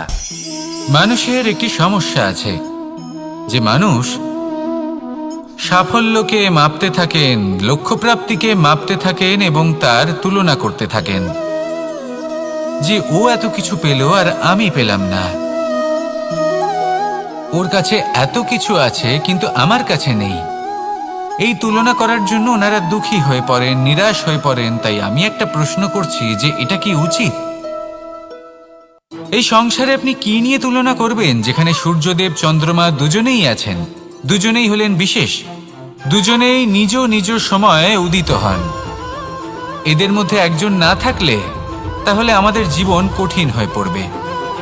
ঠিক সেইভাবেই আপনি যদি একটা বড় রেখা অঙ্কন করেন, তাহলে অন্য রেখাটি ছোট হয়ে পড়ে না, সে তেমনই থাকে যেমনটা সে ছিল। আপনার অস্তিত্ব কখনো ছোট বা বড় হতে পারে না, শুধু তুলনা করার জন্য আপনার এটা মনে হতে পারে। যদি আপনি যুদ্ধ করতে চান, আপনার তলোয়ারের প্রয়োজন পড়বে। যদি বস্ত্র তৈরি করতে চান, এত বড় তলোয়ার দিয়ে কিছুই হবে না, তখন প্রয়োজন পড়বে একটা ছোট্ট সূচের। তাই তুলনা করবেন না, না নিজেকে ছোট মনে করবেন, না অন্য কাউকে। সবার সাথে সহযোগিতা করুন, আর যদি তুলনা করতেই হয় নিজের সাথে করুন, যে কাল আমি কেমন ব্যক্তি ছিলাম, আজ কি তার থেকে শ্রেষ্ঠ হয়ে উঠতে পেরেছি? ভেবে দেখুন ভবিষ্যতে গিয়ে আপনি কতটা শ্রেষ্ঠ ব্যক্তি হতে পারেন। আসুন আমার সাথে ভালোবেসে বলুন রাধা রাধা। এই সংসারের সব থেকে গুরুত্বপূর্ণ তত্ত্ব কোনটা? প্রথম হলো সময়। জন্ম থেকে মৃত্যু পর্যন্ত এই যে সময়, এটাই তো হলো জীবন। দ্বিতীয় হলো জীবন, যাতে আমরা সময়ের সদ্ব্যবহার করি, শ্রেষ্ঠ থেকে শ্রেষ্ঠতর কাজ করার চেষ্টা করি। বহু বছরের এই পরম্পরা, এই সংস্কৃতিকে এগিয়ে নিয়ে যাওয়ার চেষ্টা করি। এই সংসারে আমরা অংশগ্রহণ করতে চেষ্টা করি। তৃতীয় হলো ধন, সেই ধন যা প্রত্যেক ব্যক্তি অর্জন করতে চেষ্টা করেন। এবার এই তিনটি তত্ত্বের মধ্যে একটা সামঞ্জস্য আছে, সমান ব্যাপার আছে, সে ধনই হোক বা সময় হোক বা হোক জীবন। আর সেই সমান ব্যাপার হলো যে যদি আপনি এটা গণনা করতে থাকেন, তাহলে তা কমতে থাকে। যদি আপনি এটা ব্যবহার করেন, তাহলে তা বাড়তে থাকে। একে সংগঠিত করে রাখতে চেষ্টা করলে এ হাত থেকে ফসকে যায়। কিন্তু যদি আপনি একে সামলে রাখতে শিখে যান, তাহলে এমন কাজ করবেন যাতে সংসারের সাথে সাথে পরবর্তী প্রজন্ম লাভবান হবে। যদি কিছু শিখতে চান, তাহলে সামলাতে শিখুন। গণনা করা বা সংগঠিত করা নয়। আসুন আর আমার সাথে ভালোবেসে বলুন, রাধা রাধা। এই সংসারে সাফল্য লাভ করার জন্য জ্ঞানের প্রয়োজন হয়, পরিশ্রমের প্রয়োজন হয়, দৃঢ় নিষ্ঠার প্রয়োজন হয়, নিরন্তর চেষ্টা করা প্রয়োজনীয়। কিন্তু আরও কিছু আছে যা অত্যন্ত প্রয়োজনীয় এবং গুরুত্বপূর্ণ। তা হলো ভালো বন্ধু। তাদের থাকা অত্যন্ত প্রয়োজনীয়। যদি ভালো বন্ধু থাকে তাহলে সময় এলে তারা ঢাল হয়ে আপনাকে সুরক্ষা করবেন। সময় এলে অস্ত্রের মতো শত্রুকে সংহারও করবেন। যদি তিনি জ্ঞানী হন, তাদের মধ্যে সদ্গুণ থাকে, তাহলে এই সব গুণ আপনার মধ্যেও প্রবেশ করবে। তাহলে সাফল্যের জন্য ভালো বন্ধু পাওয়া অত্যন্ত প্রয়োজনীয়। কিন্তু শুধু বন্ধু কেন, ভালো শত্রুও থাকা প্রয়োজনীয়। এবার আপনি ভাববেন, আমি কি বললাম? যদি আপনার জীবনেও ভালো অর্থাৎ শক্তিশালী শত্রু থাকে, তাহলে আপনিও শক্তিশালী হতে থাকবেন। এই শত্রু আপনাকে প্রেরিত করবে আরো বেশি শক্তিশালী হয়ে ওঠার। কখনো কোনো হরিণকে দেখুন, তীব্র গতিতে দৌড়তে থাকে। কেন তীব্র গতিতে দৌড়য়? এই কারণে নয় যে কোথাও তার জন্য মধুর ঘাস অপেক্ষা করে রয়েছে, না।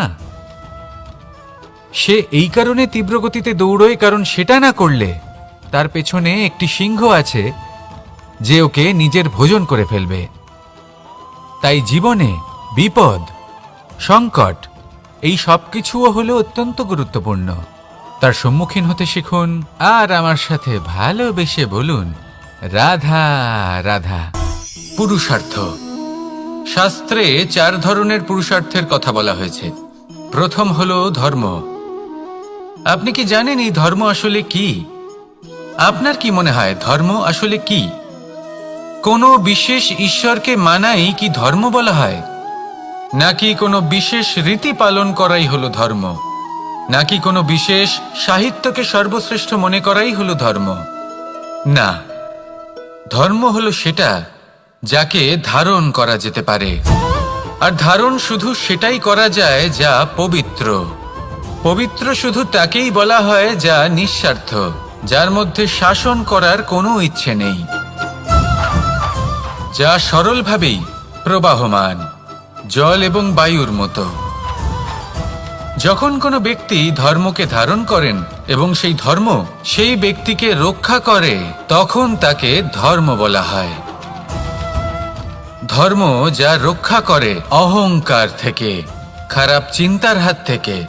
সেই জন্য পুরুষার্থ গড়ে তোলার আগে, ধর্ম পালন করার আগে ধর্মের প্রকৃত অর্থ কি সেটা বুঝে নিন।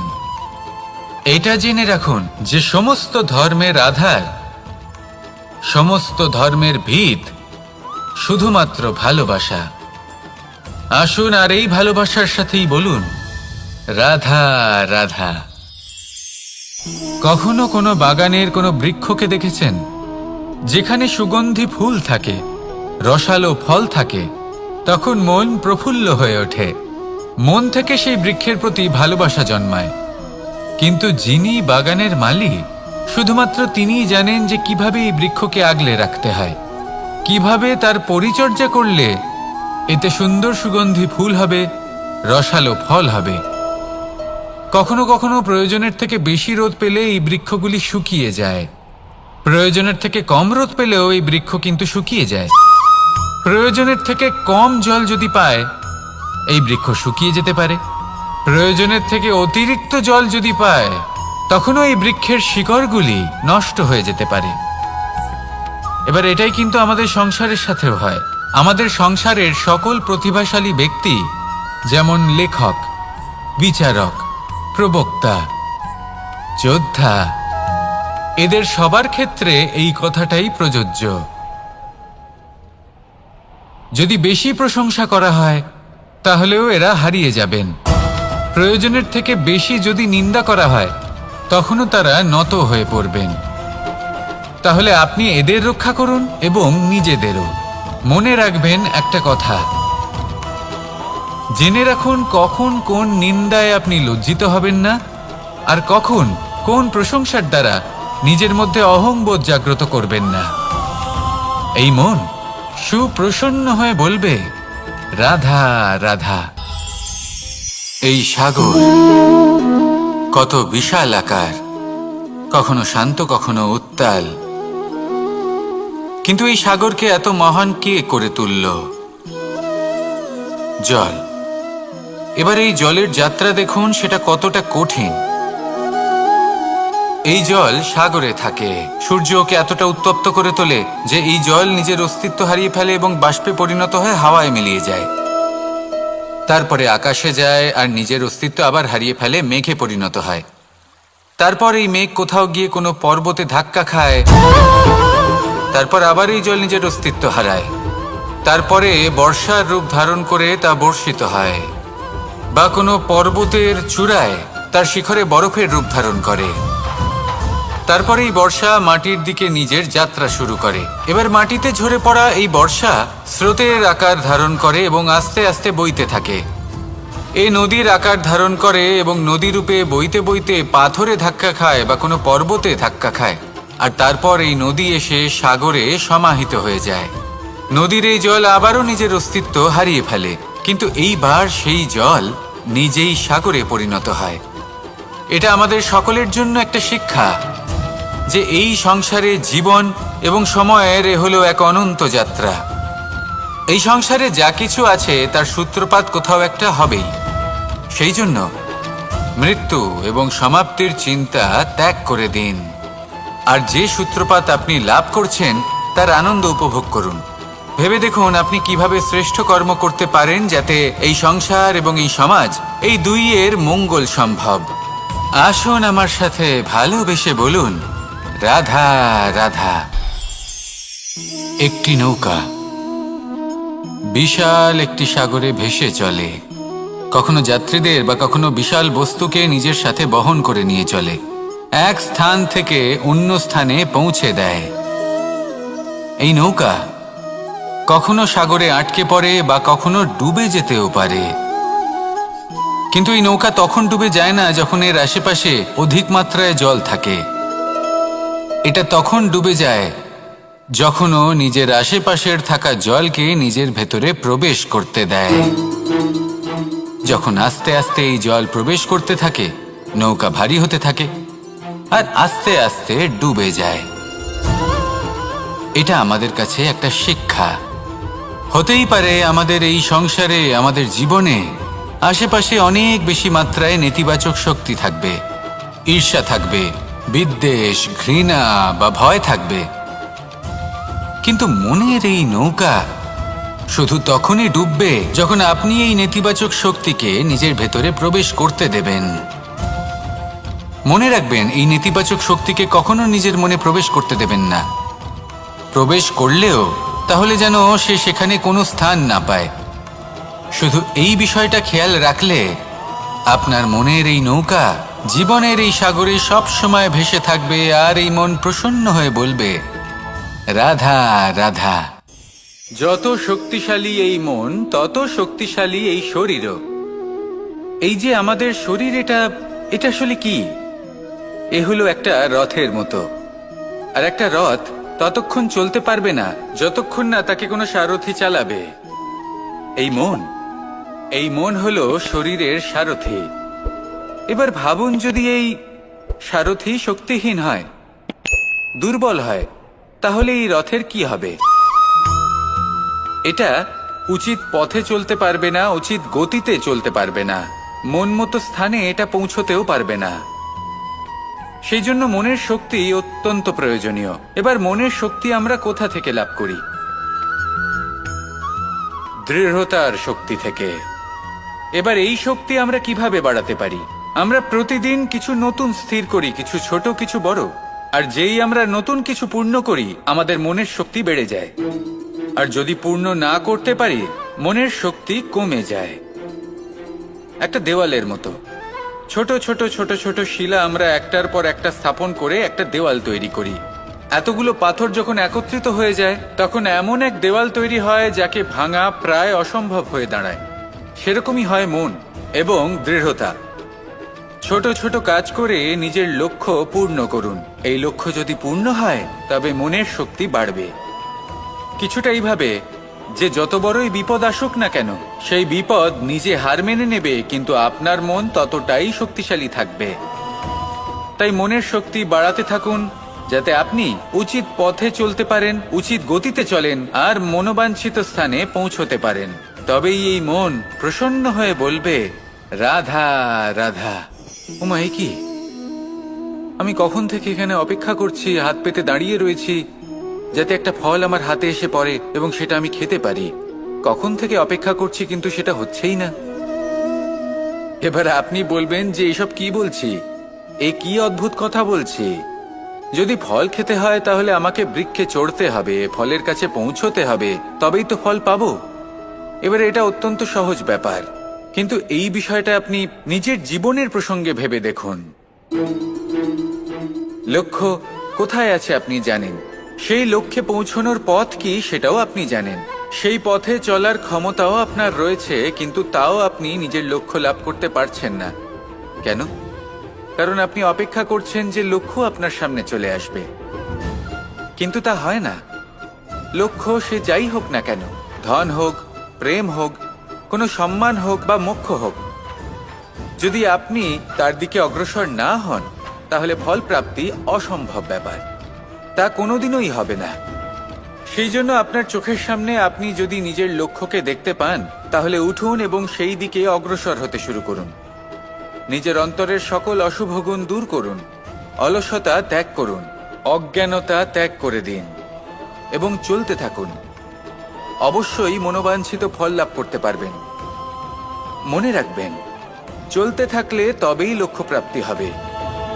অপেক্ষার দ্বারা শুধুমাত্র মৃত্যু লাভ হবে। আসুন আমার সাথে ভালোবেসে বলুন, রাধা রাধা। প্রত্যেক প্রাণী ভালোভাবে জীবন যাপন করতে চান, এটা তাদের স্বভাবে আছে এবং ভাবাটা অনুচিত নয়। কিন্তু একটা ভালো জীবনের গুরুত্বপূর্ণ অংশ কোনটা? বসবাসের স্থান, সেই স্থান যেখানে আমরা জীবন অতিবাহিত করি। এবার মানুষ ভাবতে পারেন যে একটা ভালো বাসস্থানের অর্থ কি? সেই স্থান যেখানে সহজে জল পাওয়া যায়, যেখানে শুদ্ধ বায়ু পাওয়া যায়, যেখানে আনাজ উৎপন্ন হয়। এটা জীবনযাপনের জন্য পর্যাপ্ত বটে, কিন্তু ভালো জীবন যাপনের জন্য আরো একটা কথা আপনাকে বুঝতে হবে। সাধু, জ্ঞানী, পণ্ডিত ব্যক্তি, এই সকল মহাপুরুষ, এনাদের যে বাসস্থান তা অত্যন্ত বিশেষ হয়।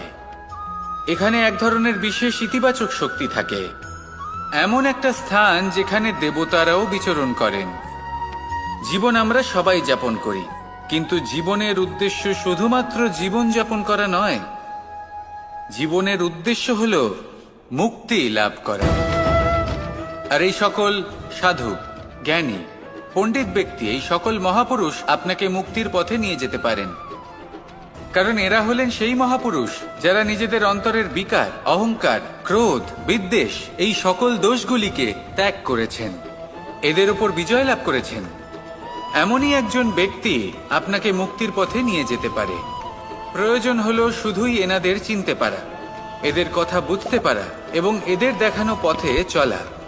যদি আপনি এটা করতে পারেন তাহলে এই মন প্রফুল্ল হয়ে বলবে, রাধা রাধা।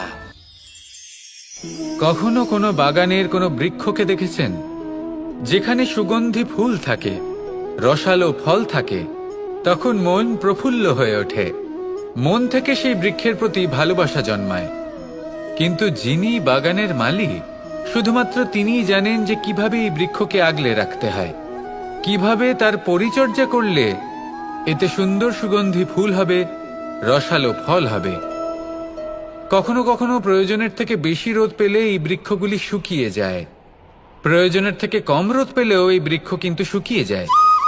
প্রয়োজনের থেকে কম জল যদি পায় এই বৃক্ষ শুকিয়ে যেতে পারে, প্রয়োজনের থেকে অতিরিক্ত জল যদি পায় তখনও এই বৃক্ষের শিকড়গুলি নষ্ট হয়ে যেতে পারে। এবার এটাই কিন্তু আমাদের সংসারের সাথেও হয়।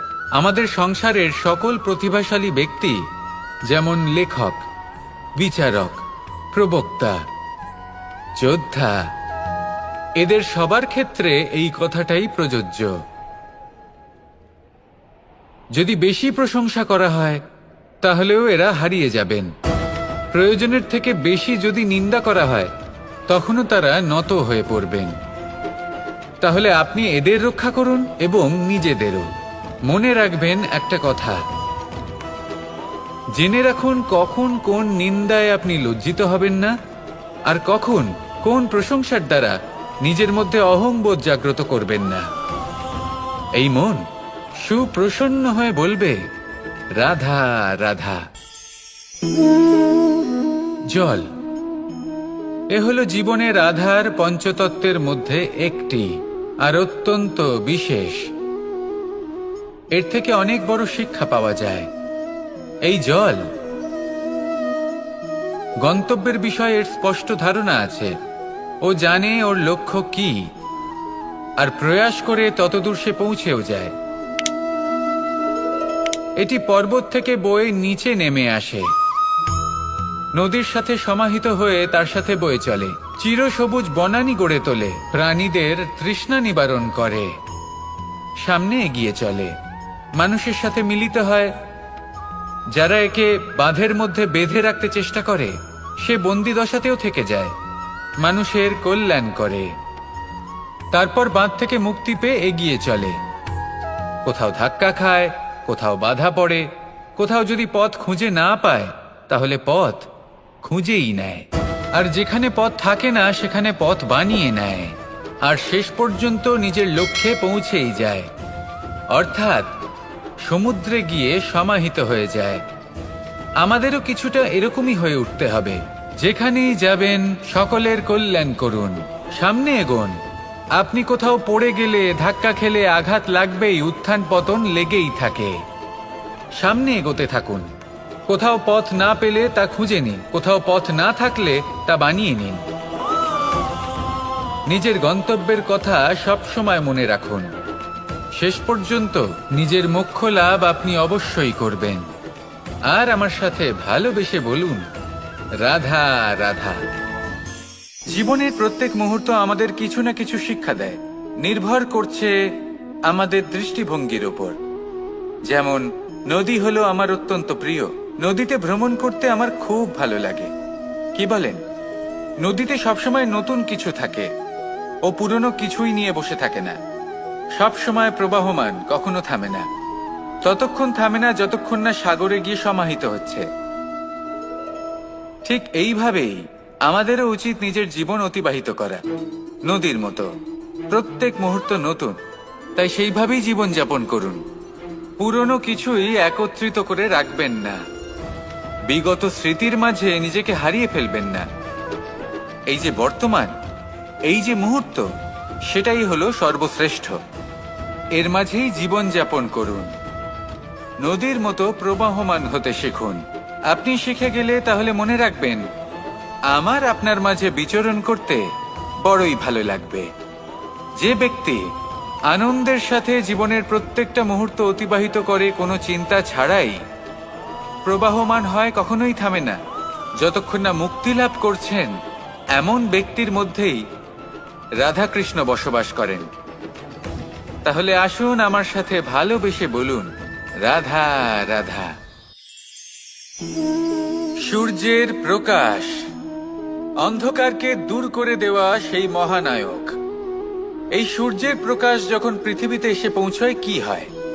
এই পৃথিবী জেগে ওঠে, প্রত্যেক প্রাণী জেগে ওঠে, মানুষ জেগে ওঠে, নিজের কর্ম করেন, জীবন যাপন করেন। এই ঘুমের মৃতপ্রায় স্থিতি কাটিয়ে উঠে জীবন যাপন করতে শেখেন। এটাই হলো প্রভাব সূর্যের প্রকাশের।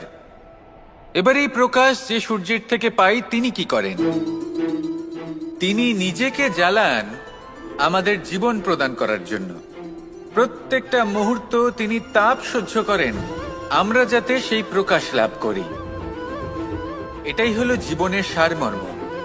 যদি আপনিও এই সংসারে প্রকাশ ছড়িয়ে দিতে চান, তাহলে আপনাকেও তপ্ত হতে হবে, নিজে জ্বলতে হবে, সেই কর্ম করতে হবে যেটা কঠিন হতে পারে কিন্তু আসলে শ্রেষ্ঠ। তবেই এই সংসারের সেবা করতে পারবেন, সংসারকে পথ দেখাতে পারবেন। নিজের অন্তরের প্রকাশ জাগ্রত করুন, তবেই সেই সকল ব্যক্তি যারা পাপের অন্ধকারে নিমজ্জিত হয়ে আছেন তারা জাগ্রত হবেন। সেই সকল ব্যক্তিকে জাগিয়ে তুলুন, প্রেরিত করে তুলুন সুখী হওয়ার জন্য যারা সুখী হতে পারছেন না। সেই সকলকে প্রেরিত করুন সাফল্য লাভের যারা সফল হতে পারছেন না। নিজের অন্তরের সূর্যকে জাগ্রত করুন, চারিদিকে শুধু প্রকাশই প্রকাশ হবে, জীবনই জীবন থাকবে, আনন্দই আনন্দ থাকবে, আর এই মন বারবার প্রসন্ন চিত্তে বলে উঠবে, রাধা রাধা। আজ আমরা দুই ধরনের ব্যক্তির বিষয়ে কথা বলবো। প্রথম জন হলেন যে প্রয়োজনের থেকে অনেক বেশি পরিমাণ ধন উপার্জন করে থাকেন। তার কাছে ততটা ধন থাকে যতটা তার প্রয়োজনও নেই, তারপরেও আরো ধন উপার্জন করতে চেষ্টা করতে থাকেন। সকল সম্ভব চেষ্টা করেন, সকল সম্ভব কর্ম করেন, তা সে উচিত কর্ম হোক বা অনুচিত, তাতে তাদের কিছুই যায় আসে না। তারা শুধুই এই সংসারের সকল সুখ ভোগ করতে চান, সকল স্বাচ্ছন্দ্য লাভ করতে চান। আজীবন তারা প্রচেষ্টাই করতে থাকেন। এবার এই করতে গিয়ে তারা ভারাক্রান্ত হয়ে সমস্যার সম্মুখীন হন। এনাদের সমগ্র জীবন এই চেষ্টাতেই চলে যায়, জীবন যাপন করার বদলে। অন্যদিকে আরেকজন ব্যক্তি যিনি জানেন তার প্রয়োজন কতটুকু, আর শুধুমাত্র সেই পরিমাণ ধন অর্জন করেন, তার থেকে বেশি একটুও নয়। উনি যদি দুবেলা খেতে পান, মাথা গোজার ঠাঁই পেয়ে যান, সেটাই পর্যাপ্ত। তাতেই তিনি আনন্দে জীবন যাপন করেন, না কোনো বৃথা চিন্তা করেন, না কোনো বৃথা কষ্ট করেন। এবার আমি আপনাদের জিজ্ঞেস করব, এই দুই ব্যক্তির মধ্যে আপনি কোন ব্যক্তি হতে চাইবেন? বেশিরভাগ মানুষ এটাই বলবেন যে আমরা সেই দ্বিতীয় মানুষ হতে চাই যারা সন্তুষ্ট। কিন্তু যদি মন দিয়ে দেখেন, আপনিও সেই কর্মই করছেন যা প্রথম ব্যক্তি করেন। আপনারা সবসময় চেষ্টা করে চলেছেন, এটাও লাভ করতে হবে, ওটাও লাভ করতে হবে, আমার এটারও প্রয়োজন, ওটারও প্রয়োজন। আপনি অনেক কিছু লাভ করেছেন, কিন্তু প্রশ্ন এটাই যে আপনার কি সেই সবকিছুর প্রয়োজন রয়েছে? এর উত্তর আপনার অন্তর মনে রয়েছে। আপনার মন জানে যে আপনার প্রয়োজন কতটুকু। সেখানে গিয়ে দেখুন। সন্তুষ্টি মানুষকে আনন্দ দেয়। মানুষ যতটা সন্তুষ্ট হবে ততটাই সে আনন্দ লাভ করবে। এবার আপনাকে এই সিদ্ধান্ত নিতে হবে যে আপনি কখন আর কোথায় সন্তুষ্টি লাভ করবেন, কত কিছু লাভ করার পরে সন্তুষ্ট হবেন। এই উত্তর আপনি মন থেকে পাবেন। এই সমাজের চাহিদায় জড়িয়ে নিজেকে বিভ্রান্ত করবেন না। নিজের অন্তরের এই মিথ্যে অহংবোধকে প্রশ্রয় দিতে গিয়ে যদি আপনি এরকম প্রয়াস করতে থাকেন, তাহলে জীবনযাপন কখন করবেন? থেমে যান, শান্ত হয়ে যান, নিজের অন্তর মনে নিমজ্জিত হয়ে দেখুন যে সন্তুষ্টি কোথায়। এই সন্তুষ্টি লাভ করুন। এই মন প্রসন্ন হয়ে বলবে, রাধা রাধা। ক্ষমা একটা অত্যন্ত সুন্দর শব্দ, আমার খুব প্রিয় শব্দ, কিন্তু এই ক্ষমা কখন আর কিভাবে প্রয়োগ করতে হবে সেটা বোঝা প্রয়োজনীয়। এক, যদি আপনি কোনো অন্যায় করেন আর ক্ষমা না চান, ক্ষমা প্রার্থনা না করেন, ক্ষমা চাওয়া থেকে এড়িয়ে যান, তাহলে তাতে আপনারই ক্ষতি হবে। কিভাবে? ক্ষমা না চাইলে মনের মধ্যে অহংকার জাগ্রত হয়, আর অহংকার তো প্রকৃত অর্থে আমাদের ক্ষতিই করে। দুই, কেউ যদি অপরাধ করেন, আপনার থেকে ক্ষমা না চান, তাহলে তাকে ক্ষমা করবেন না। ক্ষমা হলো অত্যন্ত অমূল্য, আর না চাইতেই কাউকে ক্ষমা দান করা এটা উচিত নয়। তিন, যদি কেউ আপনার সাথে অনুচিত কিছু করেন, অপরাধ করেন, আর আপনার থেকে ক্ষমা চান, তাহলে তাকে ক্ষমা করে দিন। তাতে আপনার অন্তরের করুণাবোধ জাগ্রত হবে, প্রেম জাগ্রত হবে, আর তা আপনার জন্য শুভ হবে। চার, যদি আপনি নিজে কোনো অপরাধ করেন, তাহলে অবশ্যই ক্ষমা চাইবেন। তাতে আপনারই লাভ হবে। কিভাবে? সামনের ব্যক্তি আপনাকে ক্ষমা করুক বা না করুক, আপনার অন্তরের অহংকার ক্ষীণ হবে, আর এই মন আরো নির্মল হয়ে উঠবে। এই ক্ষমা অত্যন্ত অমূল্য, ভেবেচিন্তে একে ব্যবহার করুন, আর আমার সাথে ভালোবেসে বলুন, রাধা রাধা।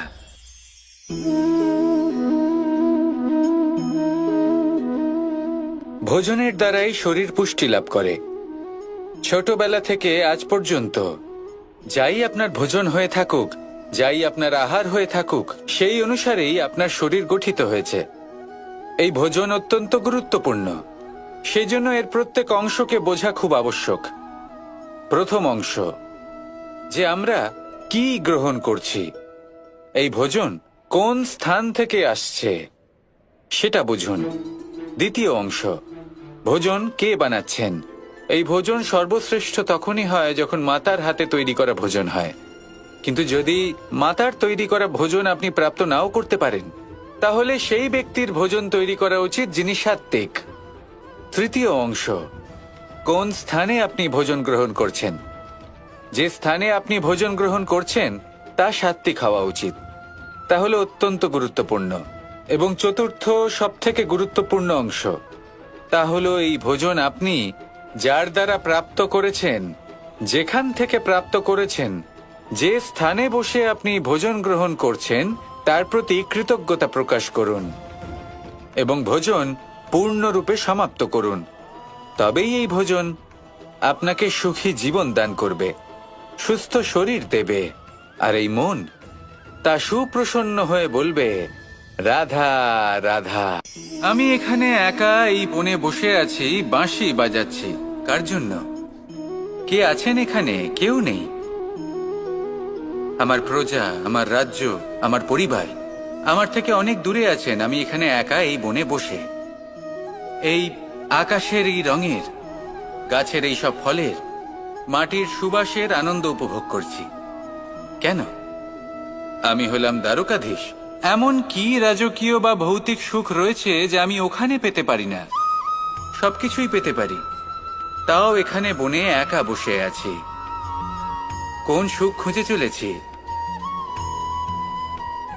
একা থাকার সুখ। আমরা প্রত্যেকদিন অনেক মানুষের সাথে, চিন্তাধারার সাথে, কর্মের সাথে, পরিস্থিতির সাথে, সুখ দুঃখের দ্বারা বেষ্টিত থাকি। জীবনের এই চক্রে আমরা জড়িয়ে পড়তে থাকি। যতই আমরা এই সমস্যার সমাধান করি, আমরা ততই এতে জড়িয়ে পড়ি। আমরা এতটাই জড়িয়ে পড়ি যে যখন আমরা আয়নায় নিজেদের দেখি, তখন আমরা নিজেদের চিনতেই পারি না। এমন মনে হয় যেন আমরা নিজেদের হারিয়ে ফেলেছি। সেই জন্য প্রত্যেক দিন আপনি কিছু সময় নিজের সাথে কাটান একান্তে। এটা অত্যন্ত আবশ্যক। নিজের অস্তিত্বের গভীরে গিয়ে দেখতে শিখুন, নিজেকে বুঝুন। অদ্ভুত শান্তির অনুভূতি হবে।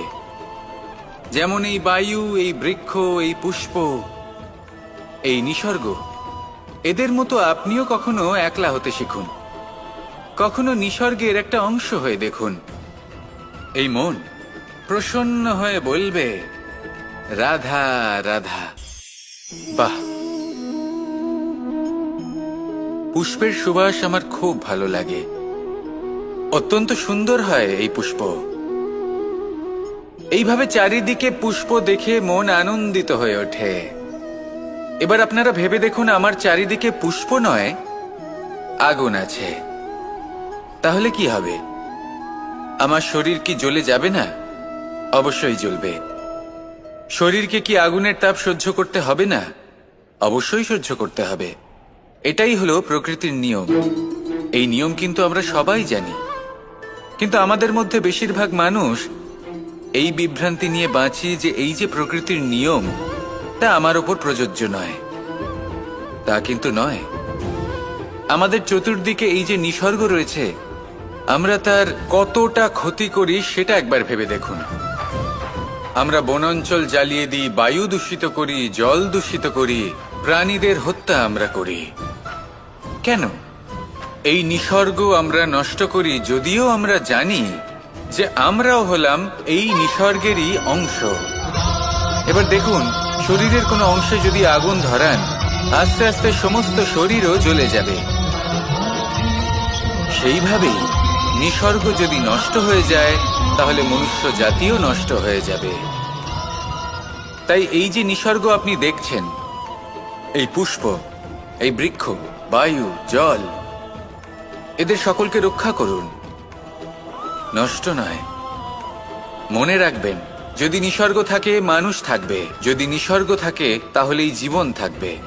আসুন আমার সাথে ভালোবেসে বলুন, রাধা রাধা।